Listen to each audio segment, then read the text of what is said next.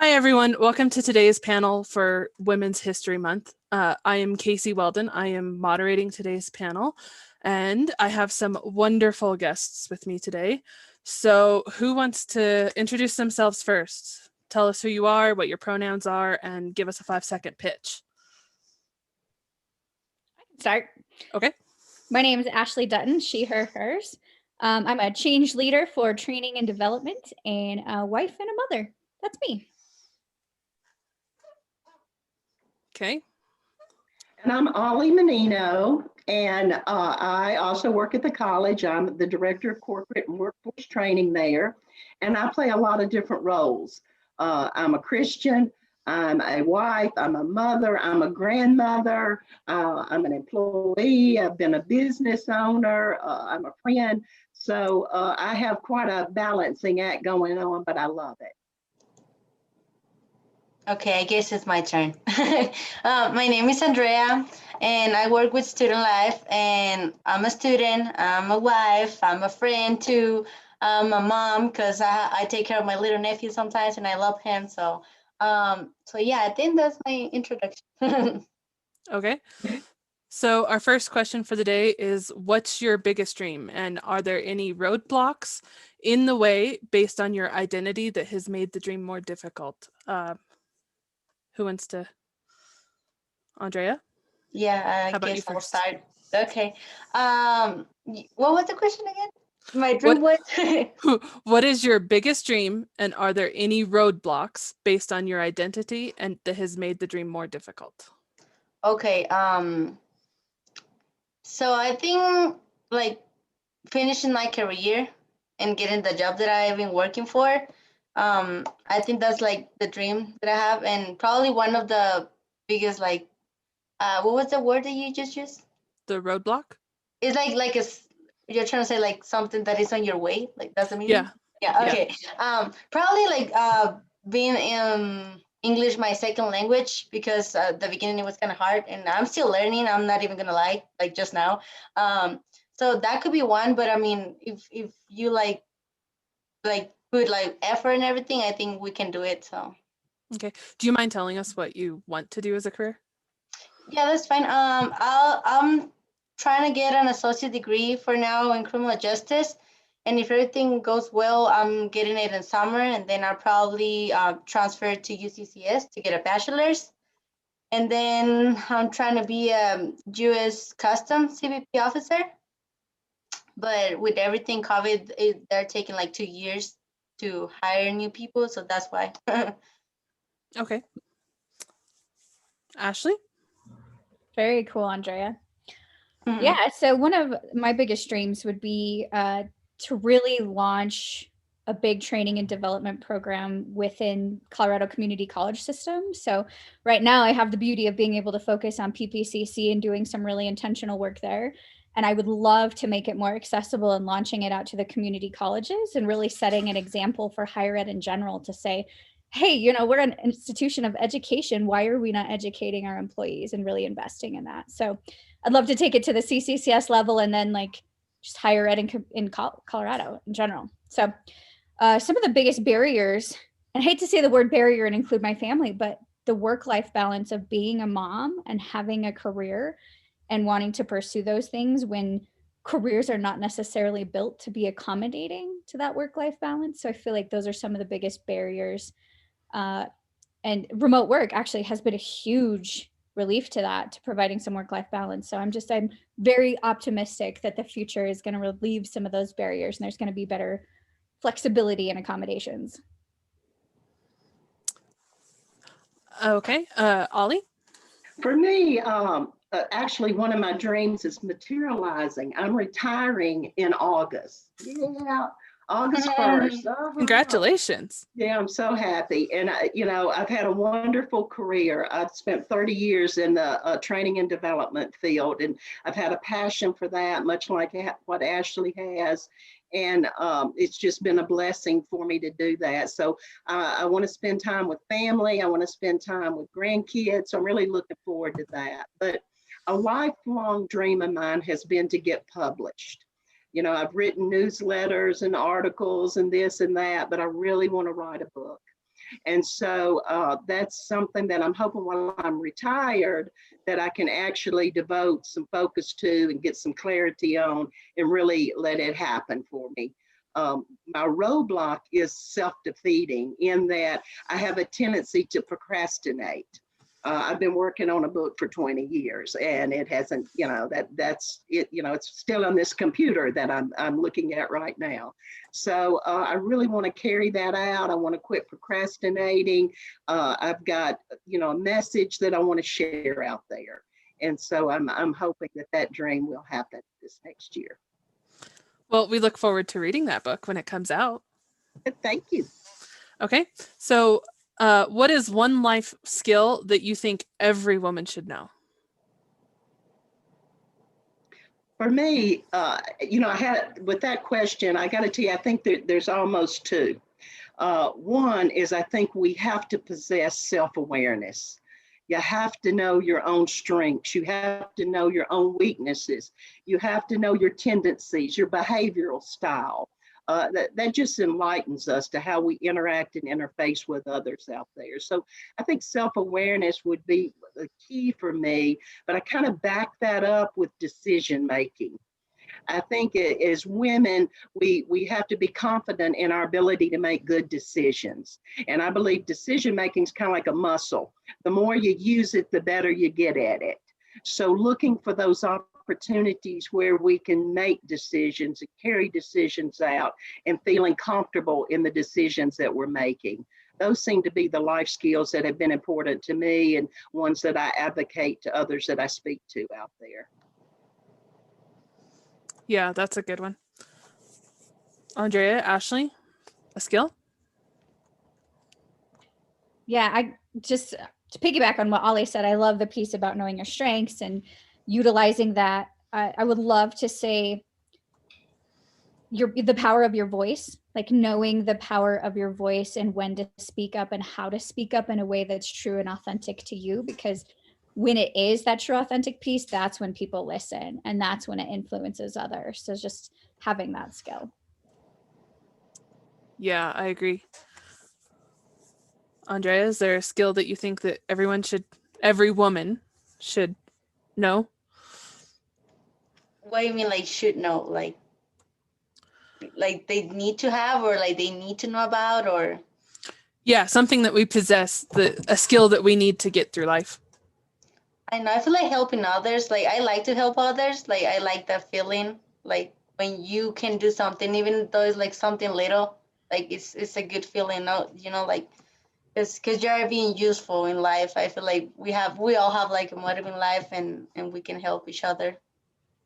So. Okay. Ashley, do you believe that success is fate or that it's a power of personal choice, and why or why not? It's a loaded question, right? I definitely am not naive enough to believe that everything is personal choice. Like I know that there are circumstances that give people more privilege to be in a better spot to achieve certain successes. So I'm aware of that and I recognize that, but I'm a big firm believer of personal choice playing a lot into success, because I can, you may be born into a lot of money, but money may not really be success to you. So really defining what that is really about personal choice of defining what that success is, and then making the right steps and decisions to get there and really putting yourself out there.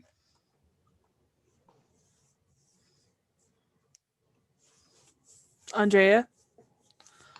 Again, what was the question? I'm so sorry. I was paying attention to her and I was like, it's okay. Is success fate or is it personal choice? I think it's both. Because even though like you have like born in a place that like you feel like you're really poor, you don't have opportunities and things like that, if you like put effort and if you work hard, and like opportunities are gonna come your way, But like just like she said, like destiny or whatever, I don't know how we want to call it, but like opportunities sometimes like come to us, maybe good karma it could be that too. But yeah, I think it's like both of them. I agree with that. I think that it's not an either or, it's an and. And I think everyone does not have the same level playing field. and the same opportunities. At the same time, I think you've got to capitalize on the opportunities that you are given. So again, in regard to personal choice, I think you've got to know your desired outcome. You got to know what you're striving for. And I think that's where confidence and passion come into play. If you're really focused and you're really driven to accomplish something, I believe today's women can do that. Okay, so in what order would each of you rank career, money, health, and love? So what's the most important to you? And do you believe that those rankings will change based on your environment or age? Can I start before I forget the question? Yes, ma'am. Okay. You say career, money, love, Health and health. and health. Okay. For sure, number one, health. And then for me, career, then love. And then what was the other? You say education or Money. or money? Yeah, and the last one, money. Because like I love the people around me, but if you don't like stand for yourself, love is not gonna like take care of you all the time. So that's why I put career in the second time. Health the first one because like we need to be okay so we don't hurt others as well. Like if we're like not okay mentally, like we need to take care of ourselves too. So that's why I put health in the first one. And then love the third one because I feel like love can distract you from whatever you're doing. Like, well, for me, sometimes it could be like I start paying attention too much to the other people, and then I'm like, hey, I'm not doing good. Like, I need self-care now. So yeah, so that's why I put in that Okay. order.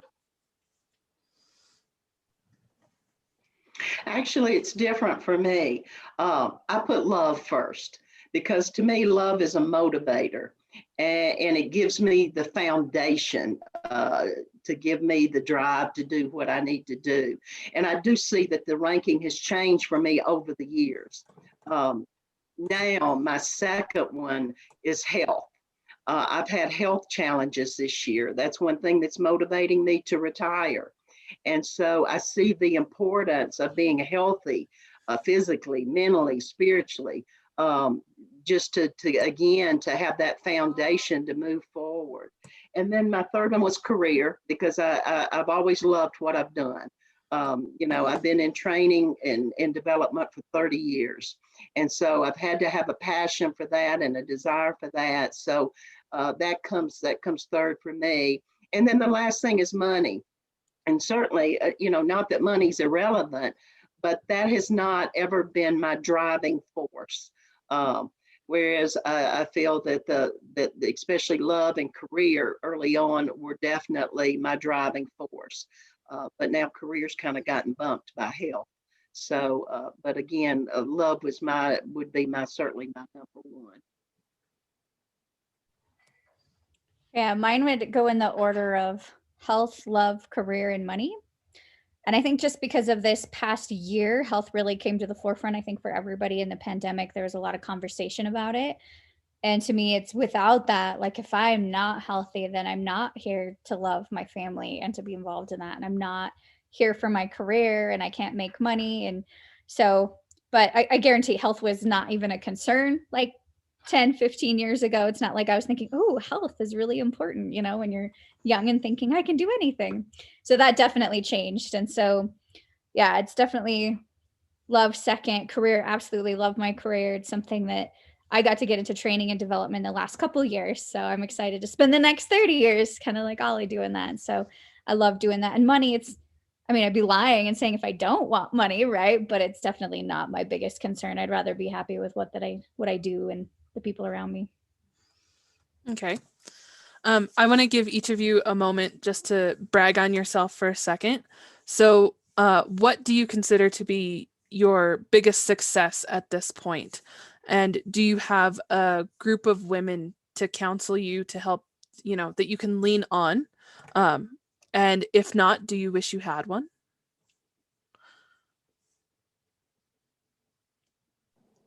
I'm really blessed that I have had that. I think my greatest success is my family, of having, 3 healthy children, 3 healthy grandchildren. They've got good marriages. And my husband and I have been married for 34 years. And even though he gets on my last nerve, I still love him. And so I think that, having a family and raising them has certainly been a success. And I did that while I was running a business. I ran a consulting and training company in Memphis, Tennessee for 21 years. Matter of fact, that's why I talk like this. That's where the Southern accent comes from. And so that balance of having the family, running the business has been very important. So that's why a support system is essential. And I have 5 wonderful friends, 5 wonderful women in my life. 3 of us have been friends since kindergarten. So we've been friends 60 years. The others came in elementary school. One came in 2nd grade. One came in 5th grade. We just were connected. We travel somewhere each year. We're prayer warriors together. I can call them. I can tell them anything. Matter of fact, they know a little bit too much about me sometimes. But it's been a wonderful support system, and it helps make my life whole having them in it. I love that, Ollie. That's beautiful. Man, 60 years friendship. That's awesome. Yeah, I'm going to take a professional spin on this, which is kind of silly as a woman that I have to designate. Like, yes, I still respect my family. I'm going to take a professional spin on my greatest accomplishment. But yeah, I think like a couple of years ago, I developed a position at PPCC to really take on training and development internally for staff and employees and people that I really that I wanted to help create some of the opportunities that I wish I had seen as an employee. So in the last 2 years, I've launched a supervisor development program, a leadership development program, and a core competency-based kind of digital badging platform for people to earn credentials for their professional development. So I feel super proud about that. It was exciting and it was a lot of work. And yeah, it was definitely something that I had, like, you have to have support. There's no way that I would have had success without it. Like, Ollie is someone that I went to Sylvia Garcia. I've had Christy Callahan in my corner. Like, having women on campus to be able to go to and say, what am I missing here? What do I need here? Give me your expertise. Let me learn from your wisdom. So absolutely, definitely needed them in my corner and always open for more. Okay, Andrea? I feel like I haven't had like a big success like you guys, but I think like for me, being able to adapt like to new environments, and yeah, like I feel like people around me had helped me a lot. For example, when I moved to student life, Christina, Skylar, Casey, all of them made me feel like we are a family. And then it was so much easier for me because when I first moved here, I still like having problems communicating. I was kind of like shy about my accent and everything. And I mean, they try to understand me, they help me, and they teach me a lot. So that's why I feel like, yeah, I'm blessed. Well, I know that we love having you around. Okay, so how do you learn to be fluid in a world that's rigid with the stereotypes and the gender norms? Are you asking me? Sure, you can answer first. Oh, okay. I didn't know. Okay, I'll go second. I'll go. It's one thing. So to be kind of fluid with it, I think there's 2 ways. One is I like to push boundaries a little bit and I like to be different. So when kind of the things about that really make men successful and important and all of those qualities, I like to just do those things, right? I can speak up, I can be loud, I can be influential, I can take the lead and do things like that and still be successful. But I think it's important too for us to be able to embrace what makes us feminine or what makes us women and being able to utilize those too, because I think that gives you a lot of fluidity to really step into each of those roles. I think that we have a really cool advantage of being able to play both sides where it might be harder for others to step into those. So I think pushing the boundaries and also embracing what makes you a woman and how to really influence others with that. Okay, Andrea, you said you were going to go second. I know I said that. Can you repeat the question, please? So how do you learn to be fluid in a world that's rigid with the gender stereotypes and gender norms? I think being confident, like being confident in myself, like knowing that I can do things that both genders can do. Like it's not just like, oh, we just cook and stay at the house. And no, we can work too. We can like do things that they do, just like she said, like speak up for ourselves. And yeah, I think that's the most important thing, like being confident in yourself. I agree with that. I think you have to have a strong belief system. And part of that belief system is belief in yourself. And if you embrace that confidence and think, I can do this, I can accomplish this. And especially if it's something you have a passion for, whether, it's your education, your career, your family, or all of the above. If you have that strong belief system and that strong foundation, then I think you can take on most obstacles that are out there. And part of that is knowing when and how to be assertive. That you can either be passive or you can be aggressive. But I advocate being assertive, which I feel is kind of a little bit more of the middle of the road. That you're willing to speak up, you're willing to take care of yourself, but you don't have to do that to take advantage or bring anybody else down. Okay. So do you believe in cancel culture or reformative justice? And how can we push lessons with either? Well, I'm an advocate of both. I certainly believe in freedom of speech. So when it comes to cancel culture, which is kind of hard to say, I believe that we should have freedom of speech. At the same time, we have to have boundaries. There's limitation. When your speech is harming other people, when it's misleading, giving misinformation, when it's lying, when it's causing destruction, I think that's when it does need to be canceled. And as far as restorative justice, my undergraduate was in criminal justice. So I understand Andrea's pursuing that. And that was definitely a good field that led me into the counseling field, actually. I believe in making things right. If you've done something wrong, you need to make it right, and whatever it takes to do that. So I'm an advocate of community service. I'm an advocate of, like I said, trying to restore justice. So I guess I would say that I'm really an advocate of both of those. I agree with you, Oli. Just like you said, I mean, like if something is misleading or is like hurting other people, like we need to change that. And yeah, just like you said, like even when I'm doing a scholarship and things like that, like when they ask you like, what's your goal or why are you trying to do this? And I'm like, probably it sounds like I'm not like telling the truth, but like I want to protect our country while like protecting human rights. Like I want to help people. I want to do like things right, like fix things so like we have a better environment, better community, like a better place so we can all feel safe. And yeah, I totally agree with you. Yeah, I'm definitely, I think, in the middle when it comes to things, because I do believe in cancel culture. I like that just because you have status doesn't mean you get away with things, that we have found a way to say, no, we don't accept that. That's not okay. We're not going to continue to do that. But I also think that leads to lack of discussion, because the moment that someone has something that you disagree with or you think is wrong, I would rather just cancel you than have the open discussion about why you feel that way and why I feel this way. And so it leads to very extremes.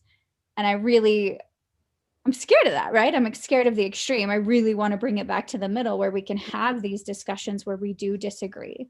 But that's where I think the restorative justice piece comes in, of being able to make reparations and come back and connect and have those discussions. Yeah, I think society sometimes forgets that some people can just apologize and learn from it and move on. But I do think there are some situations that people do need to experience that cancellation. Yeah, we gotta inspire a little more grace. Yeah, absolutely. There are things that we can't accept, but I think we all need to remember we're humans and we make mistakes. Yeah. So, what do you wish the world looked like in 50 years?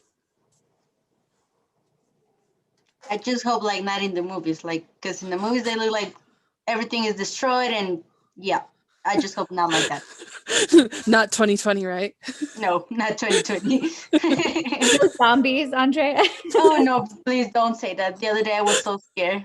I read something that they say like it could be possible, and I was like, oh Lord, I need to get prepared and learn how to shoot and everything. Oh my God, please.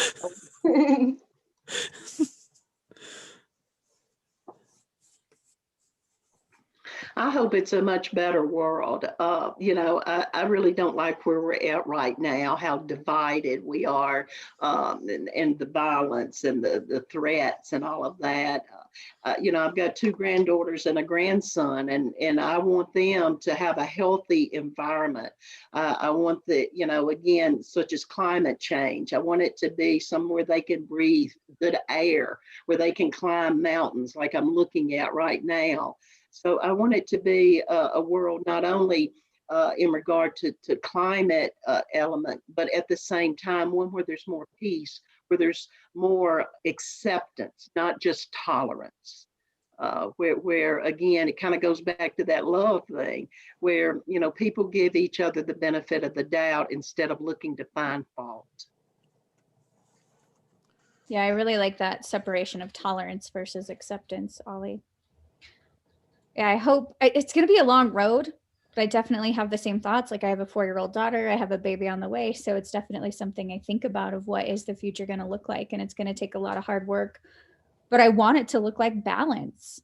I want to see more of that. Because I love the diversity in thought and interactions and people. Like I think that is crucial and we need that, but I'd love to see the balance of just being able to understand each other better and operate better together and build a better life together. Because the more that we're fighting each other, we're destroying everything that's great about who we are and what we're able to achieve. So would like to see more forward movement together.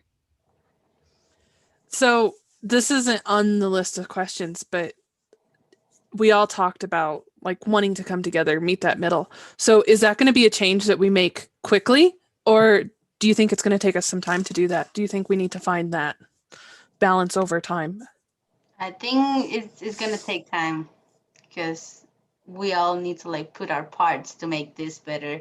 And if someone is not like okay with that, it's going to create like, again, I wouldn't say chaos, but it's going to create problems. So that's why we need time to like figure it out and how make everyone like create bonds, like you guys said. It's not an event, it's a process.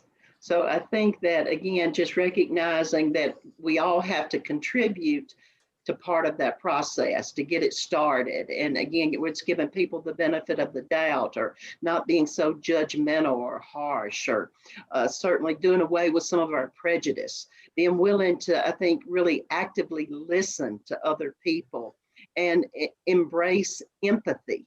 I think if we could move towards more of that, then we would have much more of a peaceful, accepting society.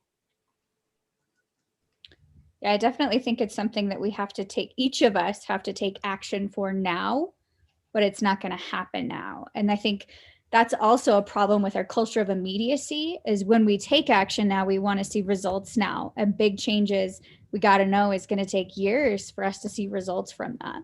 And that we've got to continue the work, even if we're not seeing those immediate results. So I definitely think it's a long-term process, and we've got to be willing to put in long-term work and celebrate the little successes along the way. So speaking of long-term, what do you think about gender competition? Are there enough seats for both women and men at the table?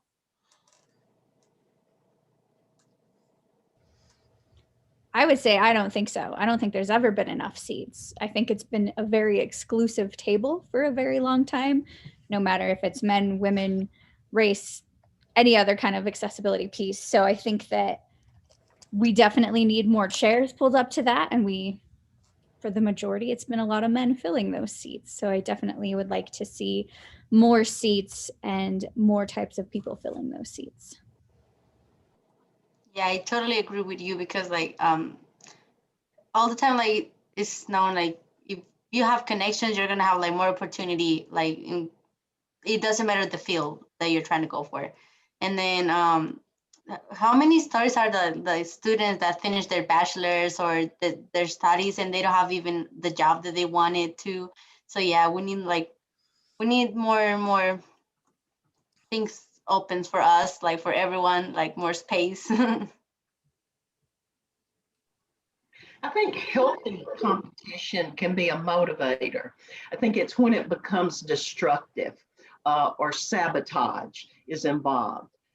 Again, if two people are going for a job, let's say at the college, and I want to be hired, this person wants to be hired, I need to pursue it based on my merits, not by putting another individual down. So I think, again, competition in and of itself is not a negative, but what you do with it and how you implement and execute it.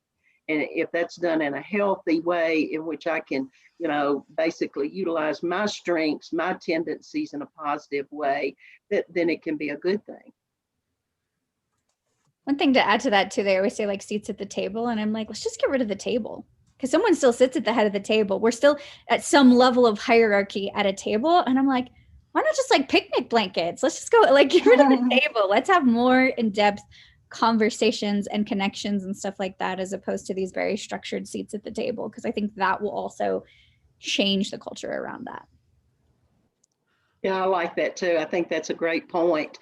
And I think one thing that I'm finding inspiring is all the women that have been elected in governmental positions. How many women that are mayors, governors, senators, congressmen, representatives. I'm really enthused about that. I think, we need women in leadership positions.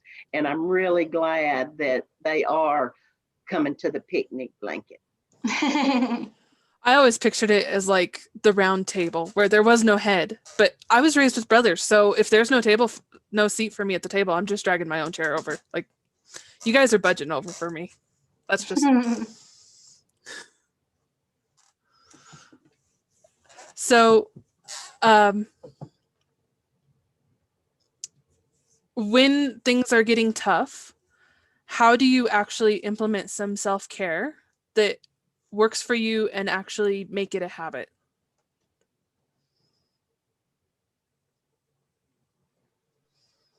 With me, again, it goes back to my faith. Every morning I read my inspirational book and I get my message kind of for the day to kind of get me grounded and focused and just really celebrate that I've got this day to do with whatever I need to do with it. And so I think it gives me clarity. And I think that's an important word that we all really kind of have to strive for is clarity in our different roles and our mission and kind of, what we're all about out there. So that's my self-care, is taking that few minutes to read, to kind of meditate, to pray. And if I feel I need to reach out to those support systems that I mentioned, whether it be my kids or my 5 friends, my husband, then being able to reach out to give me that foundation and that focus. Yeah, I think for me, like, is when I feel like giving up, I'm like, hey, look how far you have come. Like, it's not time to give up right now. It's like you can do more, you can do best, like you're almost there. So I think that's for me, like when I feel like I'm literally like giving up, like, okay, this is too much for me, I need time out. I'm like, nope, there's no time out right now. Like, you need to keep going. So that's one thing like that I keep on my mind. Like, for example, in school, when I feel like, okay, I don't want to do this, I don't want to study, I don't want to do homework or whatever, I'm like, you're almost done, you can do it. So that's like one thing. Or when I feel like I'm so stressed, I just like to like go outside and walk and like see the nice views and feel like see the privilege or the opportunities and everything that we have around, like how blessed we are. So that's one thing that I like to do. Yeah, one of the biggest things I've noticed biggest for me that stands in the way of good self-care is guilt. And so I think that that's a big piece of being able to create a habit of being able to release that guilt around doing self-care, because we're so busy with work and family and pieces like that, and giving so much to other people, that it's a reminder to say, hey, you need to give to yourself too, and don't feel guilty about needing to do that, because you can't fill from an empty cup, sort of thing. So really being able to let go of that guilt and think about, like, a couple of things that we've talked about before is, what would you say to your friend in that situation? You wouldn't say, no, you should feel guilty, don't take care of yourself. You say, no, go take care of yourself. So really trying to change that mindset around, you have every right to take care of yourself, really helps build that more into an acceptable thing and creates a habit out of it. Do you feel that, like, when you get that habit and get that time off, that it improves your output in other areas? Oh, absolutely. Yeah, definitely. You can tell a huge difference just in attitude alone. Okay. So if you looked into the future and you could tell yourself what kind of grandma you're going to be, or currently are, Ollie, are you the fun grandma or are you the grumpy old grandma? I am definitely the fun grandma. Well, we can tell. I will get in the floor with you. I will do. This past weekend, I went to visit them in Fort Collins, and I was doing a somersault. Now, my son-in-law had to help flip me over, but I did it. And so I think that, we got to teach them laughter. We got to teach them humor. We got to teach them how to lighten up. So I think if they see me exhibit and demonstrate that, then we have more fun. It's just more enjoyable. So I am definitely the fun grandma. Yeah, I would have never doubted that Ollie was the fun grandma. Yeah. No, I definitely want to be the fun grandma. I want to be like, I'm going to take you to go do things. I'm going to give you the obnoxious toys. I'm going to give you delicious sugary treats, and I'm going to send you home. And it's always going to be like, I want to go to grandma's because mom's too mean. Yeah, I want to be the fun grandma too. I'll be like the one that like give you money once like you're leaving the house. Like, hey, there you go. Yeah, yeah, I want to be the fun grandma too. Hopefully. I'm actually Big O. That's what they call me. Big O. Oh, really? They don't call you grandma? Big O. So how did you come by that as like your grandma name? Like, if you don't mind. No, my son-in-law started calling me that. And so my granddaughter just embraced it. And she almost blends it together. It almost sounds like bingo. I mean, Big O. And so I'm Big O. And so that's what I will, I guess continue to be from here on out. That's a fun one. Okay. If you could choose a song to tell the story of your life, what song would it be? I have the perfect one. The story of my life, One Direction. Okay. No, never mind. I don't even know the lyrics, to be honest. I just like the song. And when I heard the song, the title fits. I know that's why, but I didn't even like knew what were they saying. I just like how it sounds. And I was like singing in Spanish, Spanglish. And I was trying to sing, but I never knew what they were saying. And until now, I haven't paid attention to it, but I don't know. I really need to think about that one, because to be honest, I sing songs, but I don't really pay attention to what they're saying. I could be like saying bad words and everything, and I'll be like just around in the car, in the streets, and they'll be like, and I could be like, what's going on, So I don't know. I think I'll pass on this one now, and I'll give you the answer later on. Mine totally dates myself for sure. So one of my favorite bands ever is Good Charlotte, and they sing a song called Anthem. So that would be the story of my life. It's very much about rebellion, and I don't want to be just like you. I definitely want to be different and kind of lead the change on that. This was an easy one for me because this has always been my theme song. Even my kids, if you ask them mom's theme song, they would tell you this. Lean on Me by Bill Withers. I That's a love good one. that. You know, I've had to lean on people in my life. I grew up in a domestic violent type of situation as a young girl, and having those support systems, having people that I could trust, that I could confide in, I thought that was always so important. And my mother was a social worker, so it kind of led me into that field. So much of my career I spent counseling, working with kids that had been physically and sexually abused and runaways. And so someone that they could lean on, someone that was willing to listen to them. So definitely lean on me. My kids have already been primed. You're to play that at my memorial. Last Christmas, my son learned how to play it on the piano and played it for me. So definitely lean on me would be my song. That's a good one. Now I'm going to have that in my head. You're welcome. Okay. What is your love language? Mine is words of affirmation. I believe that's so important. One thing that I've always taught in training is like a peanut butter and jelly sandwich. And Ashley's heard me see me actually do this as well as talk about it. But I always start with an area of agreement. I always start with the positive before you get into the sticky stuff, and then end on a positive. And that's something that I've tried to embrace with my family, in my work. You know, giving people credit where credit's due, giving them that affirmation. I find that inspires me, and I believe it inspires others. You know, I think you can give people coffee cups and t-shirts all day long, but a thank you, or you did a great job, or I really appreciate that. That goes a long way. So words of affirmation would be my love language. Yeah, mine is definitely quality time.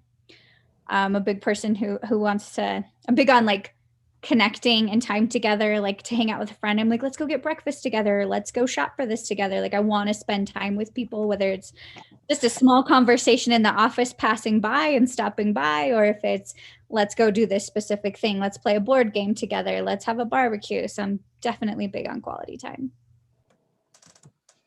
Well, I know there are different types of them, but I don't really know what are they for. But like for me, just like she said, words of affirmation. Like I like to tell people, and I like when people tell me like, hey, you're doing good. Hey, like, because my mom is like that. So I grew up like that. And also like I like to do things for others. Like I like the little things. I really appreciate that. And because my family is like that, like even like if they're going just to the corner and they're like, oh, I brought you this, like a flower, I don't know, something. So I think those are the words that I like doing something for them, and then telling them like, hey, you're doing good, like we love you, we're here for you, things like that.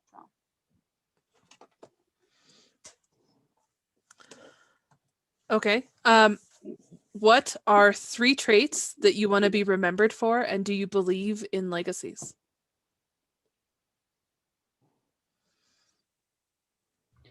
Mine would definitely be creative, fun, and innovative. And I totally do believe in legacies, because I think that's like what you allow other people to build on. You're building a foundation and a stage for other people to take it to the next level where you just didn't have the time or the ability to. So I definitely believe in them. I think mine would be, I want to be known as a loving person. I want to be known as a genuine person, kind of what you see is what you get kind of person. And then to be known as an inspiration, whether it inspires someone's faith or inspires their belief in humanity. I believe that being that inspiration, and that kind of leads into the legacy, because I certainly believe in something that I guess as I've gotten older, I see even more important to leave a legacy. And I want to leave a legacy of faith. And if I can do that, then I'll feel really good about what I've experienced and where I'm at and what I've accomplished. I think for me, it could be kind, fun, and I don't know the third one. But yeah, I think I believe in legacy too. Because like you teach like how you do like to your generations. Like my mom taught me, like if people help you, like you need to be like grateful with them. You need to like know that they're doing something for you, and then like like no one else is gonna be like able to always help you, or things like that, you know. She was like, you need to be grateful, you need to like to know like the people are doing things for you, and that's something really nice. So that's why I think kind, fun, we could say grateful too, but yeah. Do any of you have any silly habits that you want to share? I do. I laugh when I shouldn't laugh. Really serious and everybody's quiet and you're supposed to be, I get tickled. Or like if my husband hits his head on the corner of the cabinet, I fall out. And of course that just infuriates him. He's like, well, that's not funny. It hurt. You know, I got a knot on my head. I laugh inappropriately. That's one thing that I did too. And if you wouldn't mention, I wouldn't remember. But yeah, that's I laugh at the worst situations, like the worst cases scenarios. Like if they're hurting, I'm like, yeah, that's one thing too. What else? I don't know that I can be quiet too, like all the time. Maybe that could be something silly. I don't know. I'm always talking. I'm always like trying to make conversation. I'm always like trying to say something. But yeah, I don't know. That's my habit, I think. I have habits. I don't know if they're silly. They're definitely weird. Like I have a habit of chewing on the side of my cheek. Like that's a habit that I have. It's a weird habit. And I have a habit of, if I ever meet a new animal or a pet or welcome my pet, I have to boop them on the nose. I just love little cute noses. I can't stand it. So those are just weird habits I have. Okay. What's the kindest thing that anyone has done for you?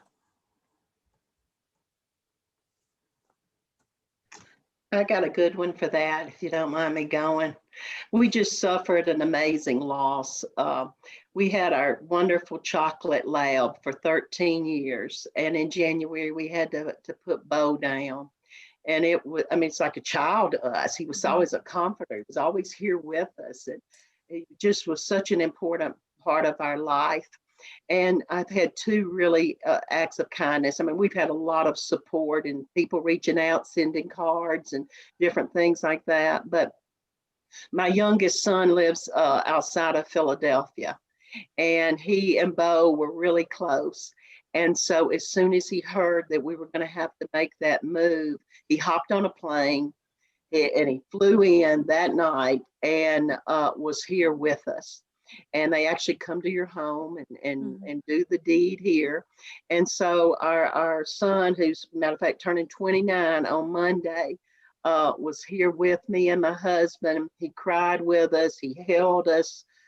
It was just an amazing kind act. And then yesterday in the mail, I got the most beautiful painting of Bo. And one of my best friends, one of the 5 girls that I mentioned earlier, had it done for us. And it looks so much like him. Of course, we both burst into tears yesterday morning when we opened it. But just knowing that we've suffered that loss and we have that void in our life, having those acts of kindness have just meant the world to us. So sorry for your loss, Ollie. I'd say some of the biggest, and I don't think I can think of a very specific one, but I think of very small specific ones of some of the biggest kindnesses that I've ever been paid was being brutally honest with me, and not in a cruel way, but in just a very, I'm going to tell you something that's going to be hard to hear, and I want you to hear it because I think that, you know, you need to hear it and you need to learn from that. So I think that some of the biggest kindnesses in my life has been people telling me things that maybe I didn't want to hear, but I needed to hear. And that's kindness to me, because you could be the person who just tells me all the good things and doesn't tell me those things. And I think that's a huge kindness, to tell somebody some of those hard things that has really changed my outlook on things and have been able to really shift my attitude and do different things from there. Well, I think in general, like she said, probably with me, like people around being patient with me, like helping me, giving me their hand, even not just family, friends, co-workers, everyone around me. I think that's the kindest thing around, like that I have experienced. Um, because like I say, it's not hard to move like to a different place and everything, and just like the patience that they have, and then the support. So yeah, for me, it's patience and support. Okay. All right. Um, Besides your mom, who's one woman that you look up to? Who's what one? One woman that you look up to besides your mom. That's a good question. I don't know. I'll pass. I'll be the last one. It would be my daughter. She's an inspiration to me, the way that she balances life. She's a very giving, considerate person. She's a wonderful daughter to us, but she balances well. She's a mother, she's a wife, she's a teacher. And just seeing her function and see her function so successfully and effectively, it really inspires me. So I would have to say she would be the woman that I look up to. Yeah, I love that, Ollie. I was going to kind of go on the same track. My daughter's only 4. She's not a woman yet, but I feel like I can see so much of the person she's going to be already. And just like her zest and her feistiness and so many things about it that I just admire. And it just makes you remember, like, wow, it does take all of these efforts to learn things, and those are challenging. And it's okay to have motions and show those and do those different things. So yeah, it's definitely something that I see the kind of person she's going to be, and I'm very excited about that. And but like on a bigger scale, if we had to think, like Brene Brown is huge in the field of like leadership development and personal development, and so I love the stuff that she does. I think Amelia Earhart being just jumping out there and being brave and willing to die for like something she's very passionate about, and so yeah, and just people around me. I think there's so many incredible women that I work with, that I live around, that I'm friends with, that are inspiring. I guess it's my turn.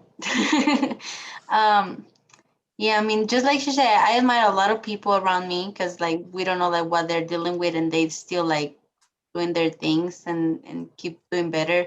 Um, but I don't know, like I don't really have someone like that closer that could be like, okay, yeah, besides my mom.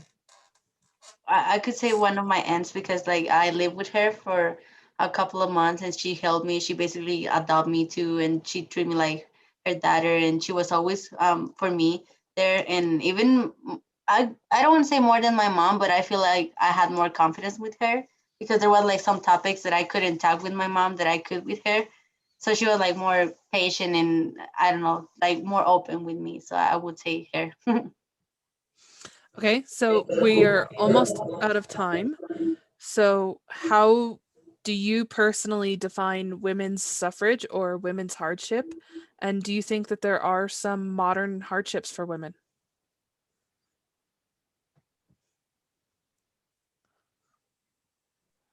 I would define it as a mistreatment of women. Um, uh, Again, not giving us the opportunities that men may be afforded. I feel that that's an unfairness, and that we deserve that equality. We've worked hard enough for it, and we deserve it. And that's why it's kind of like the Women's Month. I think we need to celebrate women every month. Not just one month, because I think that again, we need those opportunities out there. We need the chance to grow. We need the chance to prove ourselves. So it still goes on today. There's no doubt that it's a male-dominated world in many ways, but I don't think we need to let that make us necessarily suffer or shut us down. I think it needs to motivate us and give us initiative to say, you know what, I'm going to prove myself. I can get elected. I can accomplish this. I can have this career. So I think it's important, again, that we use it to give us drive, not defeat us. Yeah, I see it as pure ignorance of the value that women bring, no matter in what facet, whether it's government, whether it's at home, whether it's anywhere, at jobs. But I love kind of Ollie's take on that too. It has to be something that motivates us, that pushes us to say, yeah, you think, buddy, but not today, because it's definitely here. It would be crazy to say that, oh no, that doesn't exist. Everything's copacetic. We're all good, right? So I think it needs to be something that motivates us and connects us, because I think there is power in numbers, and there is power in really developing our support systems. That's why it's so important to be the champion of other women around you and not drag them down. It's not pushing them down doesn't get you any higher. So how do we really use that to connect and build a force and really move forward? Yeah, I totally agree. Like, it should motivate us instead of like making us feel like less, or that we can do any other thing that anyone could. And yeah, like we need to like stand for ourselves and like create bonds together, and just like you said, like even like between us, like women, we need to like help each other, not just like putting them down. So I totally agree with what you guys said. Okay. Any final questions? Any final thoughts that you want to share with us about women's? I just want to say thank you. Like, what a huge opportunity to really speak as a woman for women and be a part of this conversation with other incredible women. So thank you. Andrea, Ollie? Yeah, I think it's been a wonderful opportunity just to kind of share who we are, and hopefully touch other women out there that may watch this, and not just women, anyone that watches it, and kind of see our different life philosophies and where we all come from. And again, I really liked what Ashley said about, we don't raise higher by pushing each other down. So recognizing that if we strengthen each other, we strengthen our world. And I think that that's really what we need to put some focus in. So I appreciate you being able to be here and help us and asking these questions. Christina, for pulling all of this together. She's just a joyful person. And I really think this has been a great opportunity for the college, and I'm honored to be part of it. Yeah, and I would like to say that I'm glad to hear your guys' successes and how like everything has been doing good for you, because like I share, I'm barely starting my career, and I'm really glad to hear like all that's the successes, all the opportunities that you had and you have taken, and I'm really glad and that I could like hear your point of views and everything. Okay. Well, thank you, Ollie, Andrea, and Ashley for joining me today for the discussion. And thank you for everyone who's watching it for participating with us in our Women's History Month celebration.